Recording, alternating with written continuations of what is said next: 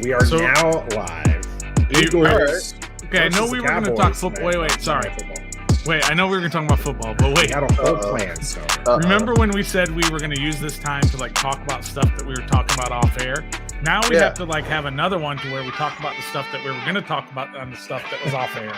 Because the stuff we were talking about just before we came on, that would get some ratings. All right, talk about football. That might get us in trouble as well. But Eagles versus the Cowboys. I'm taking Dallas tonight. Eagles have too many injured players. I hate to say it, but I'm taking Dallas. I'm an Eagles fan tonight, so I'm just going to hope that they somehow pull it up. I'm hoping somebody drops a dirty bomb in there and wipes everybody out, and they both lose. Dang, Okay, brother. let's not get. I mean, A dirty bomb? You know I'm kidding. Come on. I just don't think that's a good idea to joke like that. Day after reckoning. Here we go.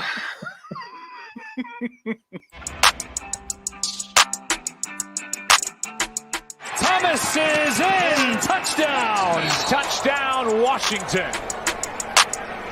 Lofting one. He's got a man. It's McLaurin in stride. Touchdown, Washington. Has it back. Chase Young.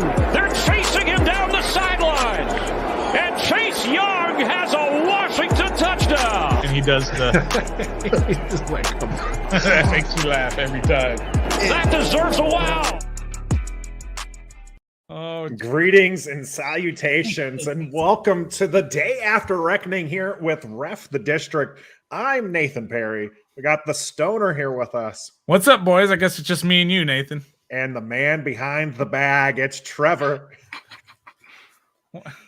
For our audio listeners. I'm kidding. That's just how I feel right now. Bag over the head. How we doing, guys? Doing great. What's up? For our audio listeners, Trevor started the show with a bag over his head, a paper bag over his head.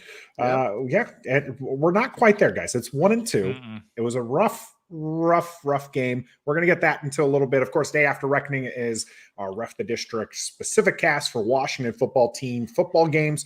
We're going to go over today. We're going to go over that horrendous Buffalo loss. You can always catch Ref the District live every Wednesday at 7 p.m. And of course, we do these Day After Reckonings the day after the game at 7 p.m. as well. We always encourage, you'll see here on the bottom, if you want to share your thoughts, you can call into the show. Just DM Ref the District on Twitter. We'll send you a link and you can actually join us here on the video. Of course, our comment sections are on here live as well. We're streaming to Facebook, YouTube, and our first full show here on Twitch as well. Let us know if you're watching on Twitch. We're just, trying that platform out, seeing what we can, broaden our areas here. And if you listen to the audio version of this, you can hear that anywhere your podcasts are, I was about to say platform, but anywhere that you listen to podcasts. No, not really, but we're going to get there. It's been a rough couple days. You ain't lying, man. You are not lying. All right. So, now that the housekeeping's out of the way, let's talk about this Buffalo game. Oof. Oh, I mean, it was a disaster right from the jump. Literally. Right from the jump. What happened right at the beginning? We kick off. We win the toss. We kick off. First play for Buffalo, run for no yards. Second play, incomplete pass, wasn't even close. Third play, Samuel Sanders. Why can't I say his name? Emmanuel Sanders. He false starts. Right? 3rd and 15. You're like, fantastic. Let's do this. What happens? He goes First back. down. He sidesteps Payne as he goes flying by. Looks Easy looks around. Whoo, first down. And then they go right down the field and score. Then we get the ball back. What do? We got 3 and out. McKissick. What's he doing starting the game, running the ball on the first play? It was a nice play, 7 yards. Then you got a short pass. Then you got a great pass to McLaurin, which was called back on a penalty for McKissick doing offensive interference. And if you look at it, not even close. It was no interference. Call. Then you had Logan Thomas not quite get there. You challenge it. You lose the challenge. And then next thing you know, you're punting the ball. And then they come down. What happens? Are you doing play-by-play for the entire game? Sounds like if you get tired of that game, if you watched it yesterday and you wanted to relive the horror story, Stoner's I'm going to just take trying you to- on a walk down. I'm just trying memory to lane kind here. of get the feel for how the opening went. We Bro, stopped it's them, every game. but then what happens? The big Logan Thomas fumble changed Yeah, we'll get the to that. whole game. Well, It changed what the changed the entire whole game is letting them score on the first possession of the game. No, not Literally, really. it happens really. every game.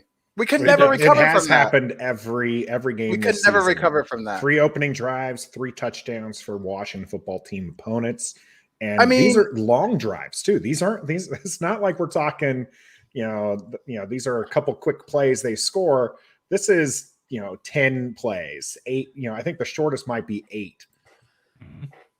Exactly, Andy. If he says, guys, it's midnight, if we're doing play-by-play, it'll be a long night. Yeah, I'm we not already doing had a, play-by-play. we already had a long night yesterday. I just wanted to get a feel for how that first few plays, the first deflating. few possessions went. And Deflating. then next thing you know, you're down 21-0, and you're feeling like, well, this game's over, and you just started the second quarter. Yep. And then what happens? You get that incredible play from Antonio Gibson, which was amazing. And we're going to show some of these highlights as well. That was an incredible play. And then the weird kick, you get the ball back, and you get another touchdown. It's 21-14. But Nathan said it earlier. He was like, you still didn't feel like you were in the game, even though you're only down 1 score. 7-minute mark of the second quarter he's on now. Keep going. Go ahead. That's it. No, you're exactly Most right. of us are trying. Most of us probably had a few drinks to forget the game, and here Stoner's trying to make us remember everything. Not great, right? So a lot of fans, us, we are included in this. We're not happy yesterday. It was an absolute just disaster of a game. And you're right. I don't feel like the game was horrendous. They were up 21-0. A fluke 14 points came, and you thought maybe Washington can make a game out of this. But then Buffalo scores, 2 field goals before halftime, and you just don't see it. And then you're like, they had to score coming out of halftime. Had to. I would. A lot of people wanted a touchdown. I would have just taken 3 points. Just put points on the board. Yeah, and they go 3 and out. Right. It's ridiculous. Like I know it's 17 games, and I know it's just the third game, but to be honest, guys, I'm being realistic. It seems to me it doesn't matter who we draft, who we sign free agency, and who's running the team, coaching staff wise. It's literally the same display every season. For the most part, we're already known for the fact that we start off great in the second half of the season. Why can't we ever start off the season with a bang and make some noise and at least in a game, score first, force a fourth down, get a first down. Washington's had some great starts and then has petered out as well. So I don't this 6 team. and 3 I want a season like 91. Obviously, I was 4 years old. We're talking something 30 years ago. It was the last time we were good. The team has been crap for 3 decades. Yes, and we've tortured ourselves with this. But I want a team. I don't need to go 14-2, which that Super Bowl winning team did. But I do want to see week in and week out a team that is consistent. And we are consistent. That.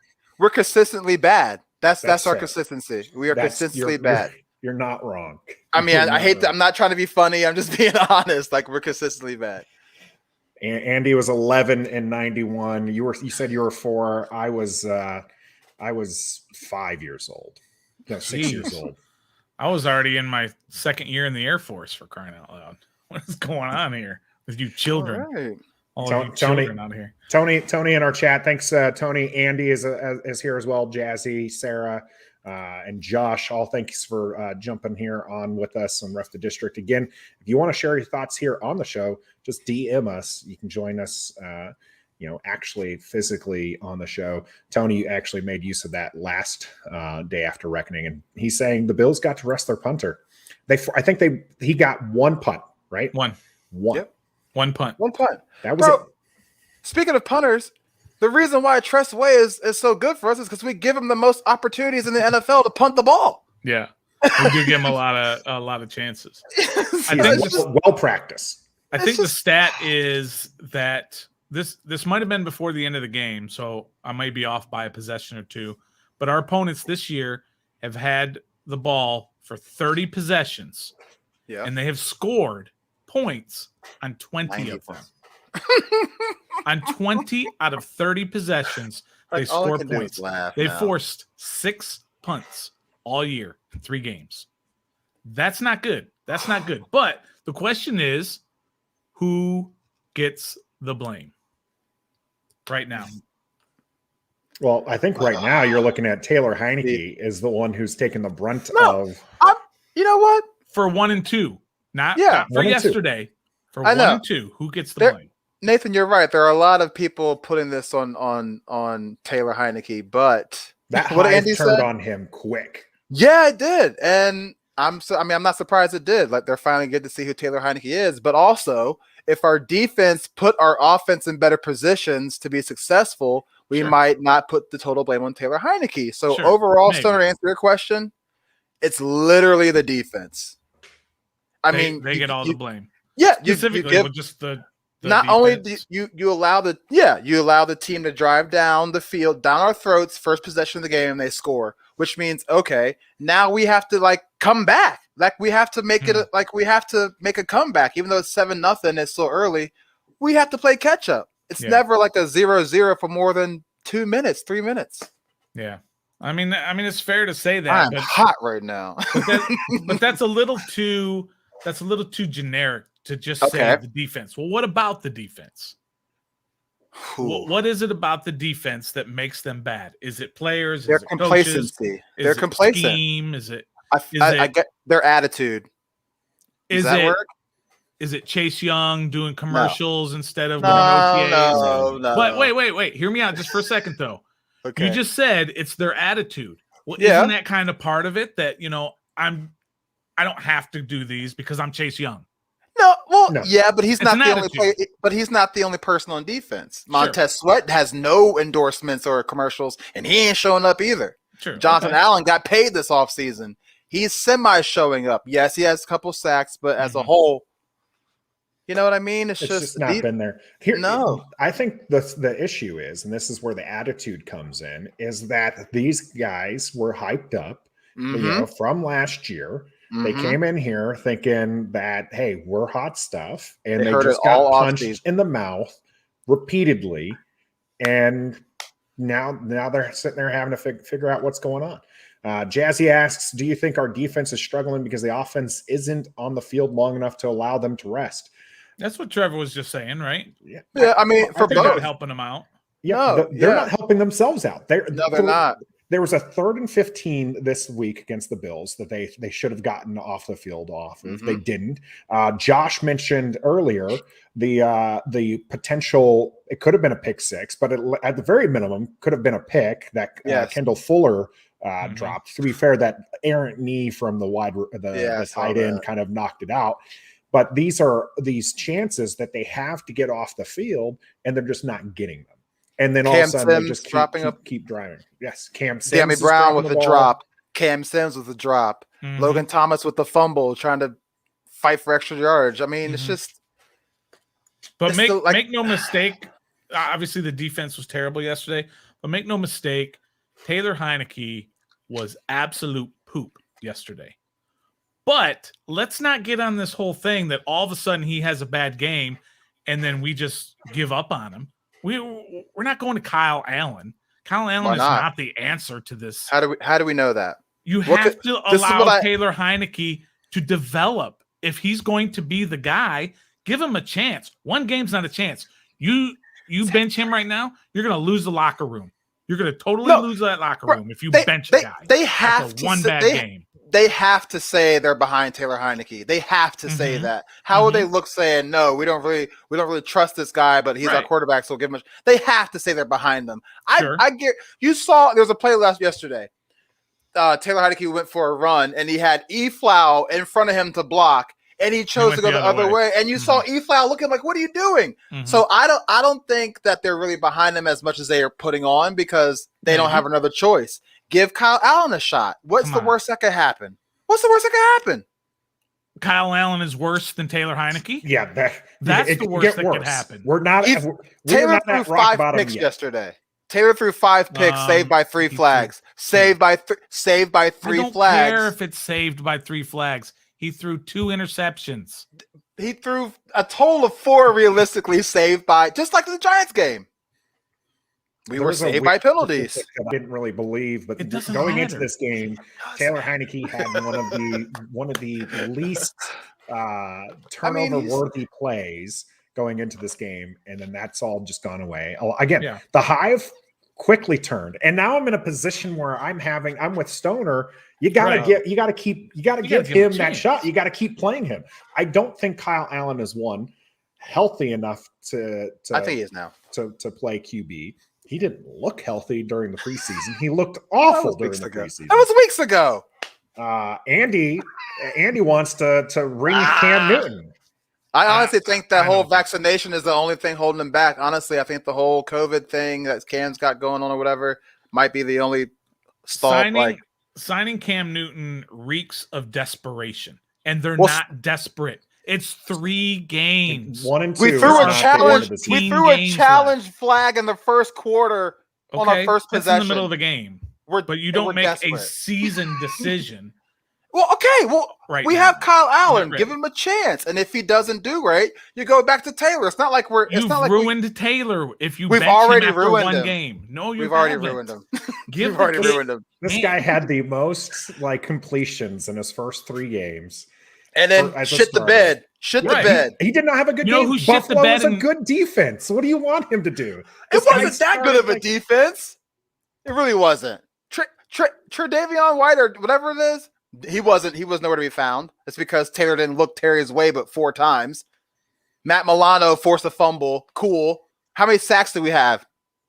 0. Or did we allow? Okay, so it wasn't their defense. It was literally Taylor Heineke in our defense. Yes, he had a bad game. Just give Kyle a shot. To give him more opportunities. So let's say this. We're going against Atlanta with one of the worst defenses in the league with us. Taylor does the same thing. Then what do we do? Well, now that's a different story. Okay. Now that's also a different story. So he has one more chance, is what you're saying. No, I didn't say that. It just He's probably going to get a lot more than one. Their team. Yeah, I know. There's only 3 quarterbacks on the roster, and Taylor Heineke is clearly the top choice right Who's now. Who's the third guy? I already forgot his name. That gone from Cincy. Kyle Shermer's. Pat Shermer's son. Yeah, that's right. He's a legend. Legend of Shermer's coming. You watch. Legend of Shermer. Well, we'll have to see. So we do have a feature today where, again, on our Day After Reckonings, we like you to be able to call into the show. And you can do that just by DMing, and then we'll send you a video link to our StreamYard, and you can jump in here. And we have our very first guest for tonight's show. It's Josh Kirby. Everyone give a warm. What up, Josh? Welcome. What say you, Josh? Hey, guys. How are you? All right, we've been better, bro. Yeah, we've been better. I have to. I come to learn that just to expect the losses at this point. I mean, the Washington football team, their defense, in my opinion, is very overrated. And there's a lot of work that needs to be done on all sides of the football. And I just keep saying to myself every year, this football team just has a lot of work to do. And if you go in with high hopes that this team has a shot of making it to the wild card, winning the playoffs, Super Bowl, so on and so forth, you're gonna have a bad season as a football fan. But I look at it this way: I'm a fan, win, lose, or tie, but I'm expecting that this team has a lot of hurdles they need to face. In this Atlanta game, it will be a must win, because if they don't win that, they won't have confidence for the rest of the stretch of those games where they have Tampa Bay, New Orleans, in no particular order. But I mean, I just think there will be a lot to work on this week to come for Ron Rivera and company, especially Jack Del Rio. I mean, this defense, it just seems like with Jack Del Rio in charge, they should be a better defense. On paper, correct me if I'm wrong, this defense looks great, but they're just not living up to the expectation of the hype. Not even close. And I saw on Facebook earlier today too, the Washington football team stock is crashing, and it's crashing fast. Man, I mean, Josh brought it hard. I can't bring that smoke. That's what we want. I'm with you, Josh. Let me ask you this, Josh. Let me ask you this: are you ready to dump Taylor Heineke? No, either Kyle Allen or Cam. I think Taylor Heineke is growing, and I feel like this is the perfect place for him. To be honest with you, I don't think they need to dump Taylor Heineke. Being the starter for 17 weeks, performance. Well, I mean, I couldn't really gauge whether Taylor needed to stay or go based off that performance because it's the Buffalo Bills, man. I mean, I feel like we need to stick with Taylor, and if a change comes about, then Ron's going to make the change. But I think this is part of the growth of becoming a quarterback in this league. And if Taylor can stick with it for this season and beyond, I feel like in the next 3 to 5 years, if he sticks with it, he might be a decent starting quarterback somewhere. And I'm not saying it's going to be Washington, but ain't nobody got time for that, Josh. No, 3 to 5 years. Now with these, that's a jail bit for some people, ain't it? But I'm not saying with Washington, though. Oh, okay. With anybody. Okay, word. I would be surprised if he sticks with Washington past this season, unless he really turns things around the ball out. I'm really surprised that Scott, like, we even brought him on to our squad after what he did in Carolina, which was nothing. And I don't understand why this is nothing new. We've seen Taylor Heineke before, whether it's a backup coming in and taking over or starting a game, preseason or not. We've seen this before. So, like, one game where he threw 300 yards and stuff does not. I'm sorry, bro. We need to win now. I don't have time to grow. If we were going to grow, we should have drafted a quarterback and let him grow. Taylor's been on multiple teams, multiple systems. What's there left to grow? Look left. Yeah. I understand that. And I might have not have conveyed that message clear enough. I'm not sure if Taylor will stay with Washington, but in general, Taylor as a quarterback in 3 to 5 years, I could see him on a team somewhere starting. All right. Well, Josh, we appreciate you jumping on the show with us. Yeah, where can our Rep the District fans catch your content? You can check me, the Kirby on Sports podcast, www.kirbyonsports.com. Throwing up new interviews occasionally along with my week-to-week podcast. So I appreciate you having me on, and we should definitely do that collab soon. Yes, sir. All right. Thanks, Josh. Thank you, Josh. All right. So there was something that happened in the chat. I didn't want to take away from Josh's time here, but I'm going to put this up here for posterity's sake. So Andy from the DC Tweet Team, check them out. Trev was on their show. They have the podcast. Andy, if this team makes the playoffs, I'll run naked across London Bridge. Absolutely zero chance. Still early, Andy. Still early. Andy was the one, if you remember, for our fan episode where he did the could be Super Bowl. Probably not thinking Super Bowl after this. Bills. Weirder things have happened. It can happen. Yeah, I'm not ready to jump off this train that quick either. It's 3 games, and I'm the guy. There's still a lot to happen. Yeah, I'm the guy who said Taylor Heineke's not the guy. He's not a good quarterback, and I'm also the guy that says that this team was not going to be that great this year just because of the tough schedule and all of that, and they didn't have a quarterback. But I'm not ready to jump off just yet. This was a bad loss against a very good team to an excellent quarterback. They almost made the Super Bowl. They were 1 win away from the Super Bowl. Josh Allen was the runner-up in the MVP voting. This is a good football team that had a bad start, and now you're going to see them roll. So they're 1-2. At worst, after tonight, they're going to be 1 game out of the division lead. Can't even say division. I can't even say any of the words tonight. And then we're so mad. And then you've got 2 winnable games coming up against Atlanta and New Orleans. Those could be get-right games. Next thing you know, you're 3-2, and your whole outlook changes. No, it doesn't. Then all you got to do is get to 6-6 before you get those last 5 games against the division, and you can win this thing at 9-7. Just get to 6-6, which means from here on out is what? 5-4. Is that right?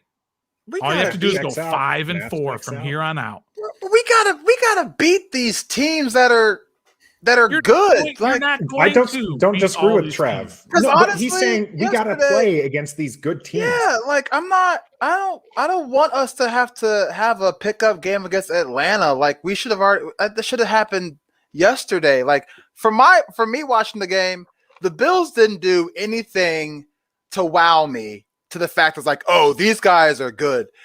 No, Cole Beasley and Emmanuel Sanders were their leading receivers, not Stephon Diggs. Right. They didn't have any bombs. Josh Allen ran for a touchdown once. He didn't run any RPO barely. They didn't do anything to fool us. They literally just passed across the middle and then handed off to Zach Moss, who was like an all-pro because of us yesterday. He wasn't that good yesterday. Yes, he wasn't that good. First down, Zach Moss. First down, Zach Moss. He looked a lot better than a name that I had never heard before. I'll tell you. Thank you. That's what I'm saying. These 3 games, all the teams we've played, they have not literally like beaten us because they're better than us. They have beaten us because we shoot ourselves in the foot and we're bad. Buffalo literally was better than us. We knew that before the year. The 2 losses come to better teams. Buffalo's a better team. The Chargers are a better team. The Chargers. The Chargers are Kansas City. Yeah, because Patty Mahomes threw 4 picks. Let's not get that twisted. Okay, who caught him? Who caught the interceptions? I'm telling you guys, but I'm just from my point of view, I just haven't been wowed. Like, oh yeah, they're awesome. Like they just dropped the bombs. They have all these playmakers here and here. No, I just haven't seen that in the past 3 games for the opposing teams. They've beaten us because our defense is trash. We're having wide open holes in the zone. We're not communicating on the back end. We're not imposing our will on the defensive line. Rio said it earlier. Ryan from 585 told us this is a patchwork line. This is where the team could get right. And we got wrong. 4 first rounders did nothing. It's ridiculous, bro. Rio said it earlier. You're right. What did he say? He said if any team out there is looking to get over the slump, play us. Yep. That happens every time. Yeah, shout out Rio. Play us. Play the Falcons. Because all you heard before kickoff was Josh Allen was not of subpar his first 2 games compared to Taylor Heineke's stats. And what happens? He writes the ship against none other than us, like every slumping team does, and they go on. That's what happens, Stoner. But the greatest team. How many games did Tampa lose last year? 6. They were 6-6 at one point. They lost 6 games. Right. They lost 6 games last year. They were 6-6 at one point before they went on and won all their games up until yesterday. Tampa Bay was 6. Tampa Bay was not a great team. Struggling. And Brady was on. Remember all the memes they were doing to Brady on the sidelines? I'm just saying who's their quarterback? The greatest teams, the best teams have bad games, have 2, 3, 4 game losing streaks. Aaron Rodgers looked like he was 50 years old in his first game. And then he got right the last couple of games. Sure as heck looked good. I'm not comparing Washington to these great teams, but every team has losses and where they get their butts whooped. It happens. So the better teams fix it.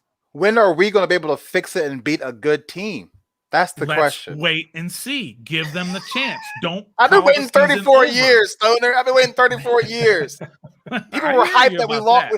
People were hyped because we lost by a touchdown to Tampa Bay last year. They were hyped because we lost. Right. That's embarrassing. Well, kind of. You're not wrong. Kind of. Yeah, you're not wrong. A lot of people talked it up. Hey, we almost beat the Super Bowl we only winners. lost by a touchdown. Yeah, cool. It was pretty rough. Well, let's not talk about the future. Let's not talk about all that. Let's continue talking about this Bills game and our go-goes and no-goes. All right. What are we doing first? Go-goes? Let's do a go-go. I'll do a go-go. Antonio Gibson. Yeah, he's great.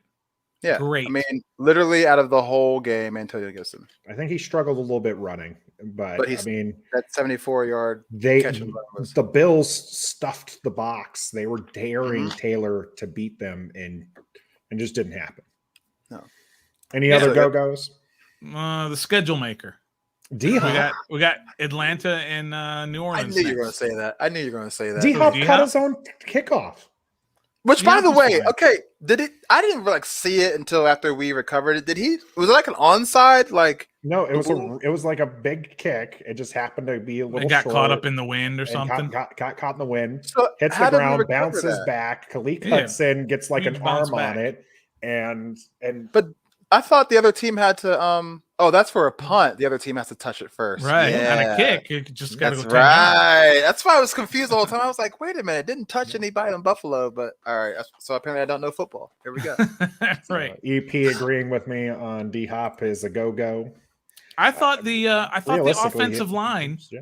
The offensive line played very Good well. point. Sam Yes. Cosmi, Sam his Cosmi. best, Here you go. His best Yeah. PFF That's a grade go. There you was, go. like 86 for pass. And pass blocking. yeah, there How you many go. times? Hey, how many times was Taylor Heineke hit in the pocket? Hit You in the remember pocket. any? He had Remember any? time. There was a lot of he had actually had time. a decent amount of time. Just And never looked to his left. that D line was actually one of the better points for Buffalo. Right. So the I fact thought that they're the able to offensive hold line up- was very good. It was Yes. very good. But Okay, so- you keep shooting yourself in the foot, like you said, Trevor, when they'd fumble it and then the two picks. It's And just you keep doing that, then you just don't have time to establish that run game and get Taylor Gibson running as far as going and all. life. So yeah, so then it goes downhill. All right, no goes. Keep it to one. Oof, keep it to one. I know it's difficult. The game was a disaster. Let's keep. I'm gonna go Kendall Fuller again, bro. I'm going Kendall Fuller again. My man is getting burnt. Wait, he got burnt by just a straight blow by. It was no double move, no stutter step. And I'm sorry, he almost had a pick, but he should have had that pick. Errant leg or not, that should have been his. Maybe. It should have been. Yeah. It's what we paid you for. Yeah, that's fair. But also, if you remember on that play again for Kendall Fuller when he got beat, right? Josh Allen all day to just stand there, look, and then go.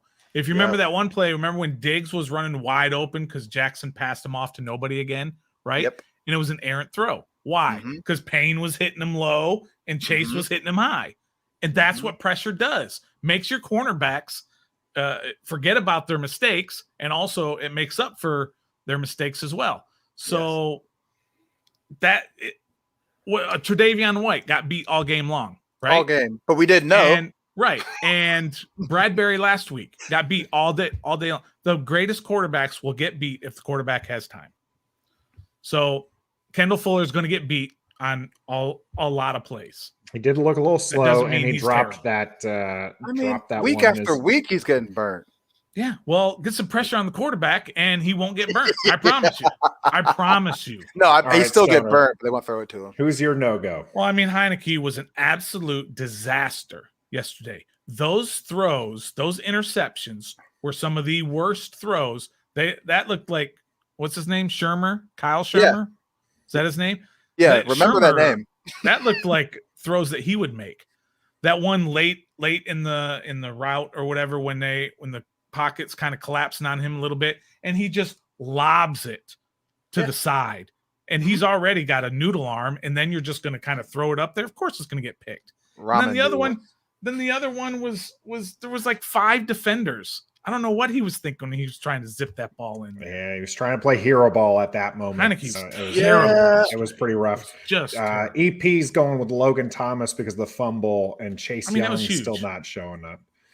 That fumble was backbreaking. Hey, she doesn't get 2. Why Yeah, did how'd you she give her get 2 2? when you limited us to 1? Because we actually get to talk the entire time. Our people in the comment section, we want to make sure we include them as much as possible. Josh, did you see when they threw a beer at Brandon Scherf? Yes. So when he ran into that wall, they tossed the fans tossed a beer at him. Oh, it was really? a Bud Light. It was a Bud Light too. Was it a Bud Lighty? I think it was a Bud Lighty, honestly. Yes. Bud Lighty. Not great fan behavior. Regardless, you can't even excuse. At that point, I don't think anyone would assume that he was badly injured. But you still just don't throw things at the players. Come on, bro. Be better than that. I mean, if it was Taylor Heineke, you can throw a Bud Light on Taylor Heineke because he's signed. But other than that, don't. No, let's not throw. Anything No, at I'm the kidding. players. So, Josh, I'm going to take that as your no-go as the Buffalo fans. Yeah, who's yours, Nathan? My no-go is going to be, I'll go with Chase Young again, just not getting it right. We're not talking about the chips and the double teams and stuff like that. We're talking one-on-one. Yep. He's just not creating havoc. And you look at someone like Myles Garrett, also highly regarded, taken in the first pick, 4.5 sacks, was it? Yeah. That he got. In one day. You can't compare really from player to player. There's different situations going on, but Chase Young has to figure something out. And his comments, he got in a little bit in with JDR on the sideline, and they asked him about that, and his comment was simply, "Hey, no one better be talking stuff. If they're no BSing, which is a whole lot of nothing." Yeah, right, but he came out the tunnel blowing kisses, bro. You haven't done anything. That's okay. You're getting fired up for a game. You're getting fired up. I want players to have that swagger. You got to have that before a game. If you're doing that after the game, okay, there's trouble. They were 1-1 going into the game. It's not like they were 0-15. But they're the most talked about unit in our organization, and they didn't here blowing kisses. Maybe next game they don't do that, but you do want them to have that swag going into the game. You got it, but we blowing kisses to the Bills for real? Yeah. Like we coming in here Super Bowl I don't. So Nathan, to back what you were saying about Chase, Pro Football Focus said Chase had 6 pressures and 4 hurries yesterday, and those are both season highs. And do you remember any of them other than that one when Josh Allen had the bad throw to Diggs, who was wide open? That was really, or the one that they didn't throw the flag on that play. And there was one where he hit Josh Allen, pushed him after he threw the ball. I guess that's called a hurry or a pressure, one of the two. I mean, he's not making any game-changing plays right now. Which is why he should not be blowing kisses. And you watch some of the highlights from yesterday with some of those ends that were making those incredible spin moves. The Bosa for the Chargers makes that spin move, bam, nails the quarterback. And then you see who's the other guy? The guy for the Raiders, who I really hadn't Max heard Crosby. of until, Max Crosby's a beast. Yeah. Hadn't really heard of him until this year, the first game or whatever. And he's just out there and Chase, you see Chase goes right into the guy or goes way around him. He stutter steps too much. He's got no moves. What's going on? I don't know. This guy's supposed to be a generational talent. He's got to step up. He's got to step up. He does. And then I also think that all these teams have tape on him now. So, I mean, but they're not doing anything special. They're not double teaming him. I know. He's getting beat one-on-one, which is a problem. One-on-one. Yes. If you're watching and you want to call in, give us your go-goes or no-goes, you got to make sure that you tweet us. You got to hit us up in our DMs, slide in those DMs, and we'll send you a video link, and you can jump on and give us your thoughts on the game against the Buffalo Bills. We'd love to hear from you. Of course, if you're in the comment section, let us know as well. And, if you don't want to show your face, that's fine. You can always just hit us up in the comments, and we'd love to share those as we do our live stream as well. I wonder if everybody's they're all tuckered out from blowing off steam all day today. No, they're still fired up. Clearly. Yeah. There's not a lot of happiness right now here in the DMV after that shellacking. Yeah. No, because it happens all the time, man. We're so sick and tired of this happening all the time. It is. I mean, it's just what it is. You're right, but you've got to give it a chance. We're 3 games in. We're 3 games. I've given us a chance for 34 years. Okay, and you're going to give it for 35 and 36. And 36. That's what we do. I don't know. We do, Trev. We're fans. I'm never leaving the fan base. We're going to win next Sunday. He's back. I'm just tired of I'm just tired of it. I know. I get it. These are the worst kind of losses, talent. Right? Yes. So it's they're not to me, but okay. When you're capable of doing better and we don't, that's what makes me upset. What would be a worse kind of loss then, Stoner? Well, if you lose to Atlanta, that's a worse kind of loss. Buffalo, like we've been trying to say, Buffalo is a Super Bowl contender. Buffalo has an MVP caliber quarterback. You lose to them, you're like, okay, you kind of thought you were going to lose. You didn't want to get whooped, but you thought you were going to lose. You go into Atlanta, an 0-3 team, a pathetic team with a statue. Oh yeah, the Giants sorry. They're 1-2. Sorry. You go into their place and they got a statue for a quarterback who can't move at all. And if he just starts picking you apart, then you're going to start saying that's the kind of game you can't lose. You can't lose to Atlanta. Can't lose to the Giants. Can't lose to Philly. You can't lose to probably New Orleans. If you get beat by Kansas City, Buffalo, Seattle, those teams, sure, you want to win them? Of course. But if you lose to them, you just be like, well, they're probably a better team anyway. We don't have the quarterback. Let's get a quarterback, and then we can figure the rest out. I mean, you're right. Yes, we do need a quarterback, but we also have a top 5 caliber defense that we shouldn't have to rely on going to get a quarterback to make it happen. Yeah. Oh, 100%. We should not. You have 4 first-round draft picks on your defensive line. You should not have a situation where the other quarterback is just standing there looking around and your 4 guys are not winning their battles. That's one of the reasons Jackson, chose to come here. Was he said that it's going to make his job easier, and they're not making the job easier. Allen had a lot of time. There wasn't a lot of pressure being put on them, and that puts them at a disadvantage. For what it's worth, I think William Jackson had a decent game, though. Sure. Yeah, he dropped a pick too, which should have been his as well. Yeah, but he fairly had a decent game. That's why they're defensive backs, not wide receivers. Yeah, you're right. Got some stone hands, but they're mirroring images of the wide receiver. They're playing right across, So yeah. If you notice some of the, I thought it was interesting when you look at the snap counts for all the players, right? Yeah, especially defensively. Cam Curls is going up. Landon Collins is going down. Sam Fortier made that. So they're making adjustments. I don't know if they're not working. The adjustments aren't actually doing anything, but they are doing things different. They are moving guys around. They are trying different blitzes. They're trying all different kinds of stuff. Nothing's working. So the much maligned linebacker core. There were several times that they did only put out one linebacker. 5-1-5 was the formation. Yeah. A lot of times they were throwing out the 5-1-5, and we still couldn't get pressure with 5 linemen. They threw a blitz. There was one of those blitz that JDR called up. They had like 6 guys going in, and no pressure. Every single one. You might as well have. You had a mismatch, and it still looked like it was 5 guys blocking 4 people because it was just absolute disaster. I brought this up earlier on DC Tweet Team podcast, and I've seen it on Twitter too on my timeline a lot. Do you think the game has surpassed our coaching staff? Like the speed of the game and the development of the game. Do you think that our offensive coordinator is too, like, quote unquote, too old school? No, Scott Turner is not old school. He does a lot of new stuff. I'm just asking. Don't kill the messenger. Don't kill the messenger. I think that maybe on the defensive side of the ball, maybe it's gone a little faster because remember Jack Del Rio left the game for a little bit to go in the booth and then came back. Well, let me ask you this, Trevor. And has he lost his touch on how to position players? I'm attacking the messenger because you brought it up. So sorry, you get attacked on this. But it's an for the record, if you do call in the show, we're not going to attack you. Yeah. Well, we might.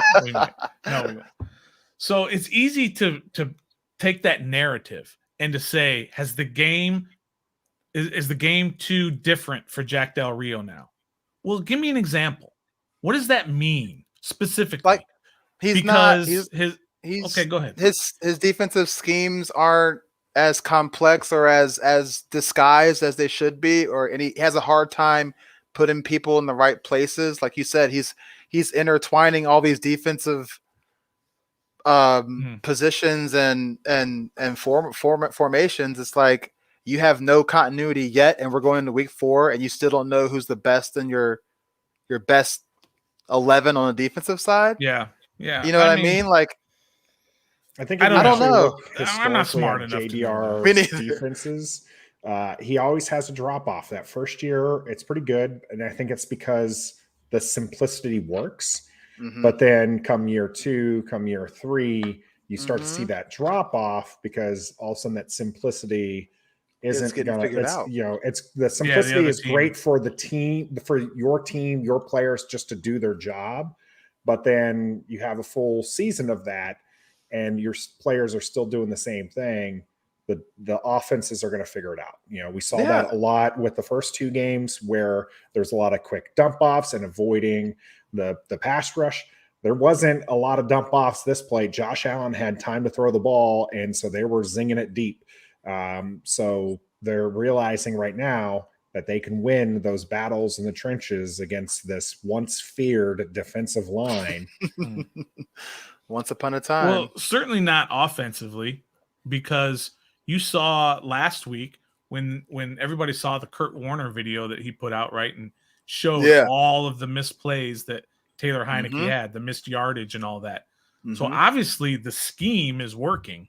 It's up to the quarterback to execute it properly. So if he had thrown to Cam Sims, then who was streaking wide open, then that would have been a different story.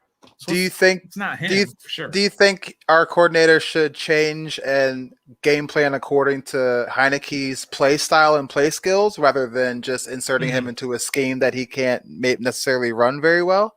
Well, I think that's fair, because I think it's fair to look at yesterday's game, and it certainly looked like Taylor Heineke was trying hard not to run, which is what he does pretty well.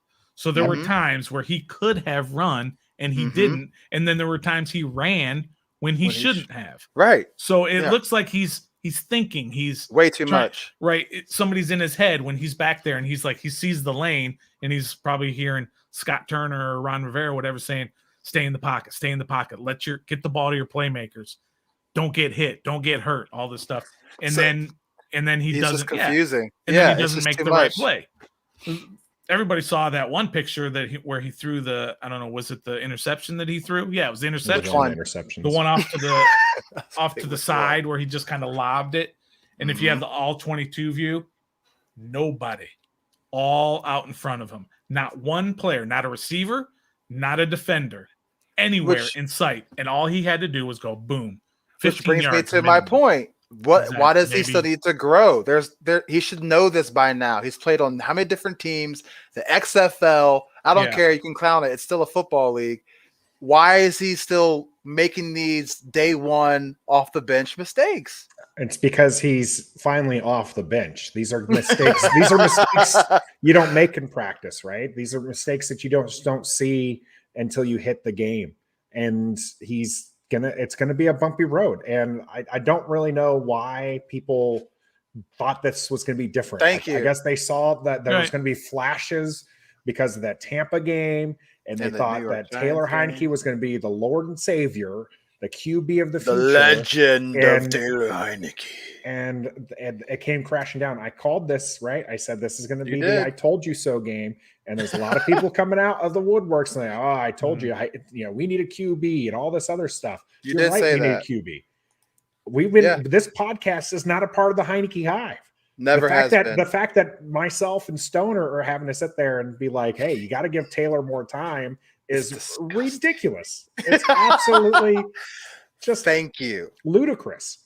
But the fact is, but you have to because of what's behind him. Kyle Allen, you don't have to. Him. Yes, you do, bro. Kyle Allen, it might not be an improvement, but why not give him a chance? He was balling for us last year before he got hurt. You guys know that he was. Please check those stats. He was okay. He was okay. We got wins. Did we get wins? Please check out what Ballin is, because you sound like Stoner in the preseason with the catch, Ballin with 5 catches for like 55 yards. No, well, I'm just saying it doesn't. At this point, it doesn't hurt. It really doesn't. It doesn't hurt. I think it does. I actually think it does. Kyle Allen has been a starting quarterback before, like since day one. He's done that. This is Taylor's first day one. Well, like not for our team, but like he's had games under his belt where he's been the starting quarterback. He's been there before. He was a starter in Carolina for a while. So like he has more of that experience than Taylor Heineke. This is now his second game as a full-time starter and his first road game as a full-time starter. Right. That's embarrassing. We'll give him time. We give him time. He's been in Carolina, Minnesota, right. I don't understand here how you can sit there and say that about Taylor Heineke and be like, let's start Kyle Allen, who has had the time, who has had those opportunities. Why not? You know exactly what Just you're getting. Give him a chance. He's still coming back from an injury. Because there's they're the same quarterback. So what's the harm in it? What's the harm in it? I'm telling you right now, you ask that question. I'm telling you the answer is the harm is that you're going to lose the locker room if you bench a guy after one bad game. 3 good games, 1 bad game, and you bench him. The Tampa game and the first 2 games this year. He's had 3 good games in a row. Okay. He has the record for most completions for a quarterback in their first 3 games. How many of those came out in wins? Okay, it's not all on the quarterback. It's not all about the stats. I'm not saying say he's this the and answer. say you want to switch to Kyle Allen, Trevor. Yeah, I'm trying to tell you. I'm just done with Taylor Heineke. That's just my bottom line. Okay, that's fair. I'm not a Taylor Heineke guy either. I think done. He's terrible. He's going to show that he's terrible. They have to draft a QB. But that's all you got. Because if we want him to grow, he's got to grow against Tampa Bay, Kansas City, who else? Seattle. No, he's got to grow Vegas, the Raiders. He's got to grow against Atlanta and New Orleans, and then hopefully he'll be ready by those other ones. I don't think he will, but no, because they're completely different defenses. He's all you got. He's going to get hurt anyway. You're going to see Kyle Allen. He's going to get hurt. My! Okay, ladies and gentlemen, Stoner just manifested injury on Taylor Heineke, so we'll see Kyle Allen. He's not going to get hurt. Is that what you're telling me? He's not. Of course, he's going to get hurt. I don't speak on that. I don't speak on that. Not going to even touch the injuries. Not even going to get there. That's all you. We do have a little bit of time left, so I'll just pitch this one more time. If you're listening to the stream, you want to jump in, give us your thoughts. Go ahead and hit us up in our DMs. We'll send you a link to join us live here. We've got a few comments that we're going to get to as well. Josh brings up Jamin Davis. Yes, Bostic absolutely just needs to. He needs to sit on the sidelines with a clipboard and teach the young guys. Jamin Davis looked a lot better. What you mean? That's why we drafted him, Stoner, to cover the tight ends and crossing routes. Maybe. That's why we drafted him. That's all you heard about was he's the best coverage linebacker, and all right, we can't cover ground. All right, that's fine. Let's do this real quick here. John Archket on our YouTube. John, a fan of the show, friend of the show, friend of a couple of ours on here, asks, what are NFC East QB rankings? Right now, today. Yeah. Today. Everybody knows Dak Prescott, number one. The rest of them are really like level, like we're not. Can the last QBs. 3 tie for the same spot? Yeah, they all tie for last. They don't get to tie for second. You put Daniel Jones second. I would. And then I would probably still stick with Taylor Heineke over Jalen Hurts, but that is really ticky. I'm picking Jalen Hurts over Taylor Heineke. I probably would too. We'll see how Jalen Hurts, handles himself tonight. But that's my standing as I'm going in there. So we'll see how that goes. Tony, D is still more of a problem than Heineke. Agree. Heineke is not going to be the biggest issue here. Now, Heineke didn't do the defense any favors with those picks. Those turnovers are killer. But vice versa. It's really not on him. When the defense is giving up 10 play drives for touchdowns, it's just not gonna be a good situation. And didn't we have 10 days to get ready for this? Yeah. That's an indictment on your coaches, right? Yeah, that's coaching. And that's what you put out there after 10 days of prep. EP calling for some more JP love. Yeah, because that's the problem. Our running game. Yeah, exactly. JD McKissick and Antonio Gibson are doing some good things there. That's right. Offense just isn't clicking. Hey guys, let's get to it. It's time to pay. What's up? Oh, that's right. I'm broke. I'm broke as a joke. You're just going to bring up I'm going to bring it up. Once you bring up the board, though, because we got to let's tell people about what those bets were that we had. We had a couple streams during the show, one before the show and one during halftime. Our pre-show bets did not go well for Trevor or myself. Trevor thought the team would be up by 14 points. And then score 14, but to be up 14. Be up 14. And I said that Washington would go into the halftime without a turnover. And of course they had 2 at that point. So what's our dollar looking at? Trev said that Chase Young was going to have 2 sacks. And everybody on the planet said no. So you have to I'm pay sticking up by on- that till it happens. I'm just gonna let y'all know that now. Yeah, every Keep game. making that bet. Yeah, bro, every game. Like my score prediction, every game is like the same. Yes. All right. So Deron Payne, both Yeah. you and I, Trev, said that he was going to force a fumble, but that did not happen. So Nathan won $1 there. Josh, who was in here this week, he was in there last week. He and Nathan both said 100-yard rushing for Gibson and a touchdown. That did not happen. So Trevor and Jazzy both bet against that. Nathan was at 1.5 turnovers for the defense. Trevor said no.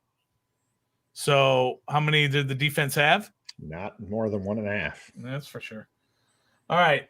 Trevor and Stoner both said Logan Thomas would have 6 catches and a TD. I think he had 4 and a TD. I'm telling you, bro. Yeah. Logan Thomas is coming, Stoner. We're going to get this money, dog. I haven't put up our Logan Thomas watch just yet. I'll have to do that. Oh, yeah, we got to do that too. It's coming. And Trevor and Nathan and Jazzy both said that Hopkins was going to have at least 1 miss, and I said he would not, and he did not. So there. And then you got score picks. Nobody was really that close. Nathan was the closest. Again, second week in a row. Actually, Jazzy was. She had it 34-20. Oh, what You Nathan had have? 34-17. We'll give the score to EP. Then that's fair. Oh wait, no, sorry. That was Jesse, not Jazzy. That was Jesse. Jesse. Okay, so Jesse from Bleeding Burgundy. Yeah. Shout out to Bleeding Burgundy. Josh had it 31-24. Okay. I would say Jesse's probably closer, 34-20. Give it to. I thought that said Jazzy. It actually was Jesse. Take that, EP. Yeah. So sorry. So you'll see our standings here. I'm disputing those standings until I get my hands on the. Please double check my math for me. I might have been more than a few beers in at the point where I was. You were like 10 beers in. But the score stands at this point that I have a +7. Dang. Stoner just under the break-even point, and Trevor, he's not even working on dollars anymore. He's giving. He needs. He's working on Lincoln's. Yeah, he's got Lincoln money pretty soon. So yeah, he's gonna be on the Benjamins here before we know it. Bro, I'm just. We're gonna continue. I was just gonna say that I really didn't take it all that seriously, but now you're putting the graphic up there with my name and all that. Yeah, I'm gonna have to start taking it seriously. I'm gonna call you out with the floating money and everything. So it'll be pretty fun. Money. That graphic's gonna improve for next time. But with dollar, normally what we do is we do those dollar bets on our Wednesday show, and then we give you the update. We're gonna be moving things around because we are a DC sports podcast. This Day After Reckoning is Washington football team focused, but our normal show does like to talk about all the DC sports. And as the games start to roll in for the other teams, we're going to push dollar out. And so you'll have to follow that on Twitter. As always, we're very, very happy to have people jump in and give their own little, prop bets for it. And we'll keep track of it on the graphic. So you'll still get it for the Day After Reckoning, but you just won't see it on the regular show that we stream live every Wednesday at 7 p.m. here on our Facebook, YouTube, and new Twitch account. That's a nice new background you got there, Nathan. I know the burgundy. I was going to mention There's going to be some things, and of course, this chair. I should have moved the chair. I didn't see the chair. Well, that's because I'm trying to block it out with my big shoulders. That's sitting that way. Big broad shoulders. So big shout out to our executive producer, my wife Jazzy, for painting the burgundy wall for the new backdrop. Anybody can paint. Anybody could, but she's the one who did it. So I'm gonna give her the props. The guys, this has been a great show. Disappointing game for. I'm sorry for my emotions. Stoner. I'm sorry. I feel like we got a little. Being a fan. I'm sorry. Oh no, I love it. I don't mean anything personal. Of course not. No, it's but personal. I'm just passionate about this team, and I'm and do what? Go over to my house. Oh, I heard that. And have a beer. Okay, here we go. Yeah, and break bread and mend fences. Yeah, there you go. Trevor's like, he's taking off his watch, his jewelry. He's like, what are you gonna do? I got my dogs, my cat. We ready. What's up? Hey, are we doing the thing on Sunday? Me and you, Trev, or no? The halftime? No, the game. A live stream for the game. Yeah. We're gonna do the live stream on Twitch. Yeah, why not? Yeah. Okay. Okay, so you've heard it here. We're just making decisions on air.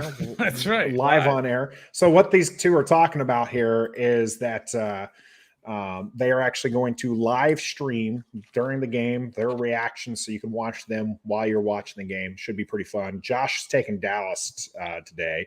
27-17. We can do that real quick. We are hitting the hour mark, so let's get and let the game go. Did you say 27-17 Dallas? So my prediction is going to be 30-13 Dallas over Philly. Hate to say it, but all right, Nathan. 30-6 Dallas. Ooh, Dallas. He was ready to say that one. I want Nathan. Philadelphia to win. I'm a Philadelphia fan today. Yes, but I just don't see it. Real is real. All right. Are you doing math over there, Stoner? 16. No, I know, right? 1916. No, this is gonna be a high-scoring game. I'm gonna go 37-27 Dallas. All right. So we all got Dallas winning. Yeah, I think they're the better team. By the way, I just saw Alex Smith in a suit throw a pass to Randy Moss. Ain't nothing wrong with his leg. We could have had him this year. Nah, I'm just kidding. Well, this has been Day After Reckoning. And again, we stream these the day after Washington football team plays, Facebook, YouTube, and Twitch. And then the audio gets put out onto your favorite podcast platform. We appreciate anyone who jumped on here during our chat. So thank you for joining us on that. And then, of course, until next time, be a fan. I guess. No, I'm kidding. Be a fan.